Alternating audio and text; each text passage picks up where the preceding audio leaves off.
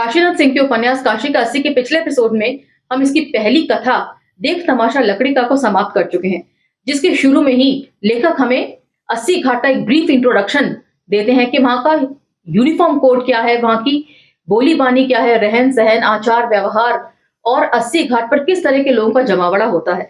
80 घाट पर चर्चाएं और बहसों के मुद्दे क्या होते हैं। 1990 में जब मंडल आयोग आया तो किस तरीके से उसके विरोध में कमंडल की राजनीति परवान चढ़ती है, जिसका अंत राम जन्मभूमि और बाबरी मस्जिद विध्वंस के रूप में देखने को मिलता है। उस समय 80 घाट पर किस तरह कार सेवकों का जमावड़ा इकट्ठा होता है और वहां क्या माहौल होता है।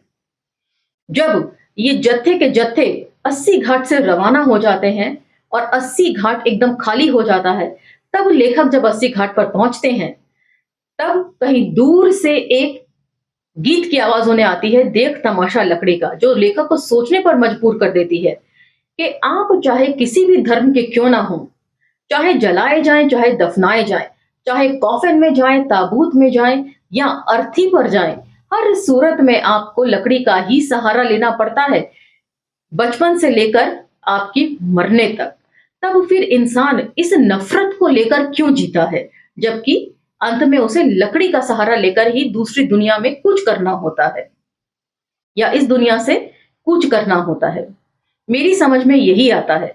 आपकी समझ क्या कहती है, मुझे कमेंट सेक्शन में जरूर बताइएगा। तो यहां तक तो हमने पिछले एपिसोड में चर्चा कर ली थी। अब हम चर्चा को यहां से आगे लेकर चलेंगे और इसके दूसरी कथा की तरफ बढ़ेंगे। तो चलिए मेरे साथ। जय भीम, मैं शालिनी और आप देख रहे हैं अंबेडकर नामा।